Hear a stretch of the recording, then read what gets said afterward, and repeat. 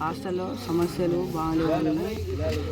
ఇప్పుడు అంటే డైలీ చిన్న చిన్న పిల్లల నుంచి వెజిటేబుల్స్ కట్టింగ్స్ అని కానీ అన్నం బియ్యం కడగడం, ఇంకా గంజులు దించడం, గంజులు ఎక్కించడం, గంజులు ఎక్కించడం, ఇంకా పిల్లలతో పనులు చేయించడం, బియ్యం మచ్చాలు దించడం, గ్యాస్ మూతలు మోసుడు, ఇలాంటివి ఎన్నో జరుగుతున్నాయి. ఇంకా స్నాక్స్ అయినా కానీ ఫుడ్ అయినా కానీ సరిగ్గా పెడతలేరు. ఫుడ్ అయితే ఇంకా క్వాలిటీ మంచిగా లేదు. అంత ఒక్కొక్కసారి పురుగులు అంత ట్యాబ్లెట్ రాళ్ళు వస్తాయి. పప్పు అయితే మొత్తం నీళ్ళే, కూర అయితే టేస్ట్ లేదు, ఏం లేదు. దానివల్ల ఇంగ్రీడియంట్స్ తక్కువ చేస్తలేదు. ఇంకా పెరుగు అయితే మొత్తం నీళ్ళే.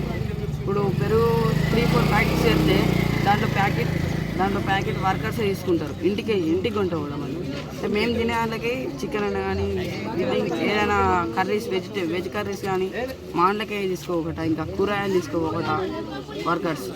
ఇంకా పెరుగు మొత్తం నీళ్ళు ఒకటే ప్యాకెట్. 150 మెంబర్స్కు ఒకటే ప్యాకెట్ పెరుగు.